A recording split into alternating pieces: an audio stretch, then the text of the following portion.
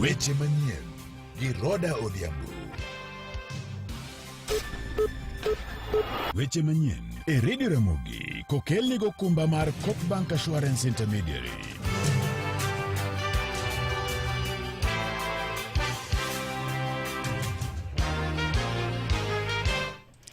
Machiegni to mokwongo magethund weche mabende waikoni gi laksechegi. Jawer mar wende mag Injili Ruben Kigame oro kwayo mathicho ke apisi jotelo madito e migawo mar arita kamoting'o jatend migawo mar arita Kipchumba Murkomen, Ogai mar obila Douglas Kanja kod jatend okwach kich Mohamed Amina. Komachielo bende ni moko kuom jokanyo mag duond bura mar UDA gwenge mag Mombasa ywak ne jatend piny Kenya Migosi William Ruto, mabende giwacho ni chalni wiyo wil gi joge mabende nogoyo ne ombulu nyaka ne otim winjruok mar tiyo kanyakla kod Migosi Raila Odinga.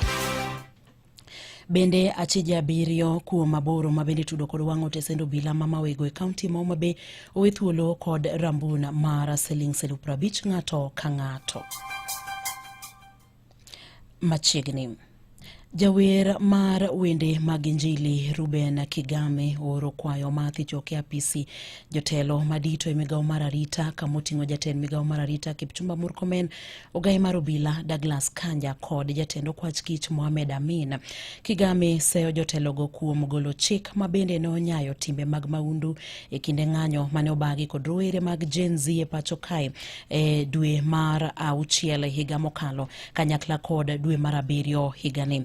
Kigame koro dwaro mondo thicho ke apisi jotelogo ka bende odwaro mondo jotelogo bende ogola pichni mag wang' dede kata CCTV mabende nyiso kaka mahundu no timore pacho kae e kinde ng'anyo makamano. Achije abiriyo kumaboro mabende tudo kod wang'o tesendo bila mamawego e kaunti ma Homa Bay owethuolo kod rambuna mar siling 50,000 ng'ato ka ng'ato. Ka achich machielo to owethuolo kod omenda aching'a kata bonda mar siling 20,000. Burano koribro winj kendo tarik 14 mar dwe mar aboro higani. Kawadhi nyime bende wayudo kan jokanyo mag duond bura mar UDA e gwenge mag Mombasa ywak ne jatend piny Migosi William Ruto mabende giwacho ni chalni wiyo wil gi joge mabende nogoyo ne ombulu nyaka ne otim winjruok matiyo kanyakla gi Migosi Raila Odinga e buo chenro mabende dendo ne sirikand manywanda kata broad based government.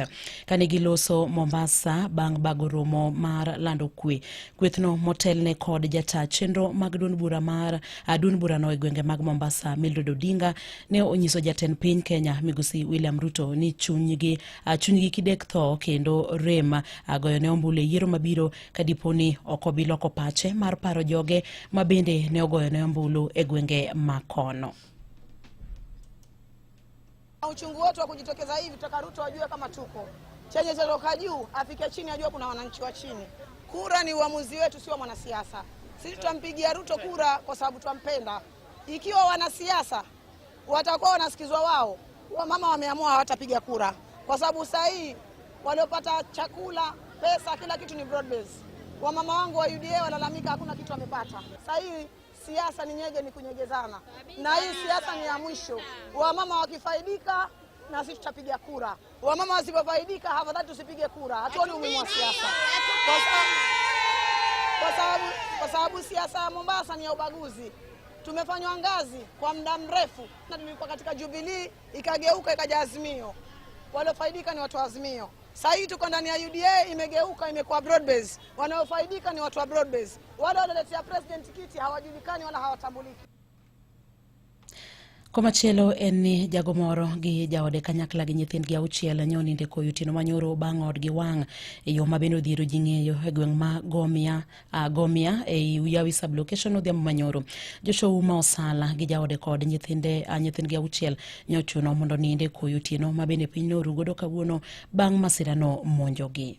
Mach nyogori kuom manyowang'o gikate mane ot koro gisani an mani koyo gi nyithindo teka gi nyithindo auchiel ka chako gi kuma dwa tiko ga kia gik moro wang' tena kata mana mokonyo onge certificate mag nyithindo mag school koda uniform gi books ane koyo gi nyithindo sani makata ka koda ni chaka kia gima nyokelo mach bindi pod chando wi akia ni eno agi kuri koro akwayo sirikal mondo nena ngima na mondo adoge ngima pile kaponi nyalre mane kwayo mane wane kuyu kaka timro tama kora kwayo sirikal ma Kenya kata national government kata county government mondo konya. Peter Adua mabende na jadak makono wacho ni majno nyomo mogini mar nyomuocha ka thuth jogwenga ne onge machiegni makatanyo jogo mabende notemo mar mondo nesi majno ne okonyalore. Weche mag mach gi samore resoga to mano tamre resre nikech mach owuok ka onge ng'ama nitie dala ma gimoro amora wang'. Koro we matin ni odong' malit kabisa, odong' malit. Uganda wakunde muntie jo Red Cross, jo county government, jo national government, kamoro mora awaketo wach we matin ni kuomu gi nyithindo modong' ka uchiel wakia kaka gidhi chako. Erokamano ne gimoro ang'otimo. Komachielo en ni kweth mabende kwedo piny owacho koro seyo mokalo jatenda migao mar arita kwe maiye Kipchumba Murkomen kanyakla kod ogai mar obila Douglas Kanja ewi bang' chochni mabende nchane obet e romo mabende ne gibago mano mar siasa e kaunti ma Murang'a mano mabende notimre chieng' Jumapil. Kwethno kotelnegi kod Kalonzo Musyoka, Eugene Wamalwa kod Martha Karua medo mana seyo piny owacho kuom chochni mabende gisebedo ka giyudo e rombe mag siasa magisebedo ka gibago e pacho kae. As the united opposition, we will not be silent as our country is auctioned. We will not bow down to intimidation. We will not allow the proliferation of fake news and propaganda to define our time. We expect IPOA to treat this evidence with the grave concern that it deserves. We can no longer allow the present criminal acts and subversion of the rule of law to continue because of orders from above. We are saying enough is enough. But also we must say this to William Ruto. The tons and tons of imported sugar that we know you and your cronies are very important. It is now very clear that there was a plot for you and your cronies to bring in the sugar. Komachielo eni jokedne ratich oganda e pacho kae medo seyo mokalo kang' ma piny owacho ma Tanzania nchane okawo mano mar tamo johala mawuok e pacho kae mondo mi kik yaw ohelni matindo e pinyno ma Tanzania. Jakedne ratich oganda Francis Auma ne oloso e yo machalo kamae bende kowacho ni wach machalo kamano kata okang' machalo kamano nyalo biro rocho tudruok makare ma bende piny Kenya osebedo godo kod piny Tanzania. Haina haja tulazimishe ndoa hii haifanyi kazi tena. Mtanzania basi ataki Mkenya, ataki maforena na tumeishi nao kwa East Africa vizuri miaka nenda miaka rudi. Hapa Mombasa wa Tanzania wengi chungu nzima. Kama Mama Suluhu ameamua kuwa ni vita hivi, basi hatuoni haja ya sisi kujilazimisha kukaa Tanzania ama kufanya kazi na Watanzania. Watanzania pia wako Kenya na sisi hatusemi kuwa watoke, lakini alivyosema yule mama, hii ni dhiki, inaweza backfire. Chik makamano bende koro tamo jo Kenya mondo mi kik yaw ohelni mabende chalo kaka mano ohelni mago mag dusruok kanyakla kod mago mabende mag kunyo mula e gwengego kate piny Tanzania kachiel kod mano ohelni mago mag loso simbe mabende okethre kachiel kod yawo nyakalondo kod wang' jowi kata TV stations e pinyno ma Tanzania. En mano mabende koro johala mabende wuok e pacho kae kwedo mokalo kabende giwacho ni mano koro dhi rocho tudruok makare mabende piny Kenya osebedo godo kod piny Tanzania ka koro gikwayo jotelo mapacho kae mondo mi odonjre wachno mapiyo piyo. Hiyo action tayari ishaleta taharuki kule. Maana kuna wale sio wa Kenya lakini najua barua iliandikwa wa Kenya. Kuna hata wale wengine ambao walikuwa wameinvest hizo biashara ndogo salon, kuuza njegere, kuuza mboga, kuuza nini, wameanza pa kusomesha watoto wao kule. Sasa ukisema watoke kule, wakirudi hivi, watakuwa na kinyongo na Watanzania ambao wako hapa Kenya. Kama ili taifa la karibu kabisa ambalo ni jirani yetu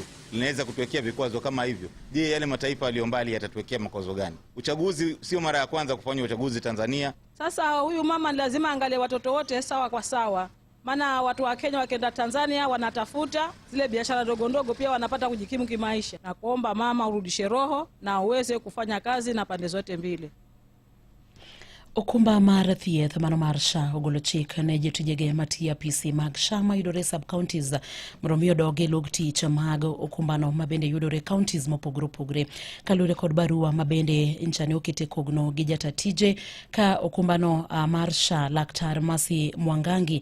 Chikno gol kalure kod chenro mar duoko piny kwan apisi mag SHA e pacho kae. Laktar Mwangangi wacho ni lokruok makamano en mano mabende geto chenro mag okumbano geto bero chenro mag okumbano kod duoko piny kwan omenda mabende gitiyo godo e chenro mopogore opogore. Mwangangi ogolo chik ne jotijego mondo mi ochopi apisi mag okumbano e counties ma gintiere chieng' tich abich tarik 1 mar dwe mar 8. Komachielo bende eni do mamalo weyo thuolo gavana machon ma Kiambu Ferdinand Waititu kod omenda aching' kata bonda mar shillings million 53. Waititu mabende ne ong'adne buch twech mar higni 12 koro we thuolo kod omenda aching' mar million 53 ka irito ng'eto mar apila e buch mibadhi mabende itude godo mar omenda maromo shillings million 588. Kalure kod burano Waititu okoyiene dwaro lemo moramora mar siasa kuom higni 7 e pacho kae. Kawadhi nyime bende koro wayudo kanyono oganda jo Kenya mayuto gini piny ywak mokalo e bichudo mar okumba mar thieth mano mar SHA. Giwacho ni wach mar dwaro mondo mi gitim chudo mokwongo mar higa ka higa peknegi gino mabende koro miyo gi luoro ni samoro ginyalo koso yudo chenro mag thieth e yo makare. Nienda hospitali, kufika hospitali naulizwa SHA iko wapi? Umerejesti SHA? Nawaambia hapana, sijarejesti. Wanasema ati upatiane SHA 10,000 ndio matibabu ianze. Sasa unashindwa kama unauza mboga shilingi 200, chakula haijatoka ndani, transport haijatoka ndani, ushuru haijatoka ndani. Utatoa wapi pesa ya kulipa SHA 10,000 ndio matibabu iweze kufanyika? Hali imekuwa ngumu, najaribu kupambana, vitu hazitembei vizuri sana, na tunasikia pia serikali nayo inasema mambo ya SHA. Sasa tunashangaa hii kazi ya jua kali hii ukitoamo SHA, na fadhali vile walikuwa wamerudisha SHA wakati tulikuwa tunakata kila mwezi. Imedo winjo weche manyien gi Roda Odhiambo. Yiero mar higa mar 2027 ni kod thuolo maber ne joma mine mar mondo okaw telo e pacho kae. Ma en kalure kod achiel kuom joma mine mabende dwaro laro kom mar jatend piny e yiero maduong' mabiro mar higa mar 2027, Amina Halake mabende en jaod jalno mabende ne olaro kom mar jatend piny e yiero mokalo Mwalimu Mohamed Dida. This is perfectly the right time. Why? Because Kenyans are fed up, Kenyans are tired, and Kenyans are more aware of what is going on. During Kibaki time, Kenya never used to complain this much as much as we are complaining now, because the systems are working, at least things were moving. But now from the era of Uhuru until now, everything is collapsing. And Kenya got to learn the hard way. Today, even a 2-year-old is a politician in this country. This is actually forced by a situation where this country is in. Amina owachono ikore makare mar biro laro kom mar jatend piny e pacho ka yiero mar higa mar 2027 kendo ikore mar kelo lokruok makare ne piny Kenya. Mane mabendo kelo wae giko mag weche manyien e yorno mar adimba gi lak sechegi to magi thund weche mabende ne waikoni. Jawer mar wende mag Injili Ruben Kigame oro kwayo mathicho ke apisi jotelo madito e migawo mar arita kamoting'o jatend migawo mar arita Kipchumba Murkomen, ogai mar obila Douglas Kanja kod jatend okwach kich Mohamed Amin. Komachielo bende eni moko kuom jokanyo mag duond bura mar UDA gwenge mag Mombasa ywak ne jatend piny Kenya Migosi William Ruto mabende giwacho ni chal ka gima wiyo wil gi jogo mabende ne ogone ombulu. Achija 7 kuom 8 mabende tudo kod wang'o tesendo bila mamawego county ma Homa Bay wethuolo kod omenda kod rambuna mar shillings 50,000 ng'ato ka ng'ato. Watudre koromo kanyo saa 8 kod saa 9 ne weche manyien yo machuok to koromo kanyo saa 10 ne mago matuch e kor gwenge. Mago ne weche manyien e Radio Ramogi kano kelni go kumba mar Coop Bank Assurance Intermediary. obed ni dwaro arita no handi mwandu ni kata mana mar jomatiyoni. Okumba mar Copebank Assurance Intermediary tudi gi insurance mamoko mabiro miyi duoko makare minyalo geno kuome. Lim bad bengi mar Cop mantie machiegni kodi kata yuatole namba 0703 027 000.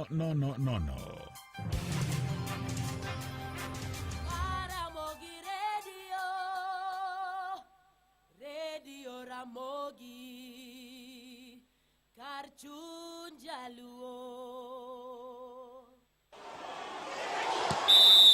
Weche tuke e Radio Ramogi.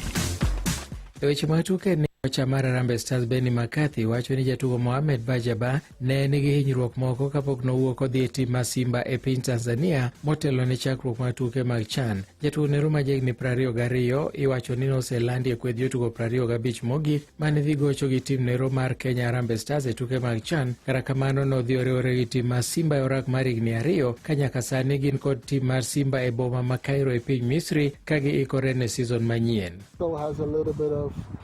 Small issues and when it is like that you don't want to risk having one player less. He will eventually would have missed all of our group stage matches. To keep a player, you gamble that you're going to reach the quarterfinals or semifinals and then you can play him. We made that this tough decision that it was probably better, and then we also found out that he had an opportunity to join a giant club.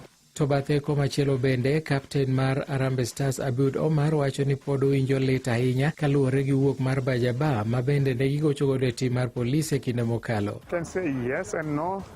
Yes, because they are important players. We really dependent on them. But also no, because we are happy for them. You know, they've made a big step, and we are proud for them. You never know; they might stay here, and they might get injured and stay here. So I think it's a positive thing for them to move, and we are happy, and we just wish them well.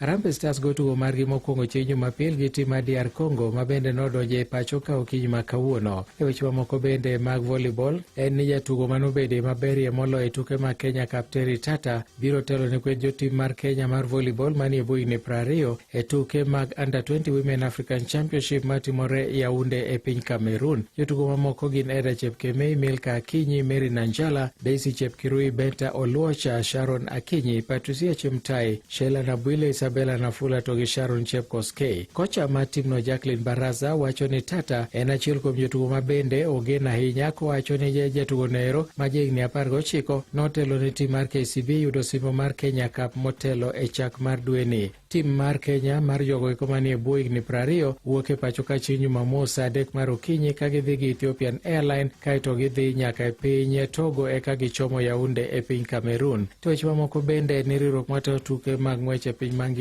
World Athletics sani koro wacho ni jok ma mine ibiro pim mar ng'iyo rang'iny mar tekre ma gin go e dendgi kapok oyienegi tugo e tugo moro amora monywako jok ma mine. Maeri en pim mibiro timo dichiel kende ne jatugo ka jatugo kochakore tarik 1 mar dwe mar 9, kendo jogo mibiro yudo ni nigi teko mang'eny kaka Y chromosome kadhi mbele ok bi yienegi piem gi mine wetegi. Magi eki timore seche mamoko kuom jotugo nosetem geng'o negi e kinde mokalo mar piem gi jok ma mine kaluwore gi bedo mar Y chromosomes e rembgi. Bende ibiro yienegi piem gi joma chuo ka ginyalo hero kata piem e tuke mamoko maonge osimbo milaro. Magi weche tuke, an Milton Ochieng'.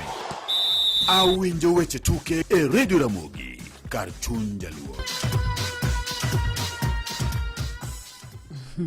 Sabirio kalo dakika 18 tiende ni thuolo na mar bede studio serumo. Kato rumo kamano kadwa ni dhi mabor nikech weche pod bayo Kalidia koth nyalego gang donje chenro ma donse ka to bodhi kamano nyaka sapar seche mobo sudo ne uguyo jakamolo mabro kelo ni chenro mar musgiti chegi matemo nyisi ni nyaka londo mara mogo wantere kodi seche 24 ndala 7 e juma. Kanya sach ko riti morita kikiwe mokitudori kod Ramogi TV sa 12 wang'e mar odhiambo adhi kelo ni chenro mar penjo laktar. Kawuono adhi penjo laktar weche mage. Maa en chenro makik bai kata matin. Haya, warome Ramogi TV oriti masane.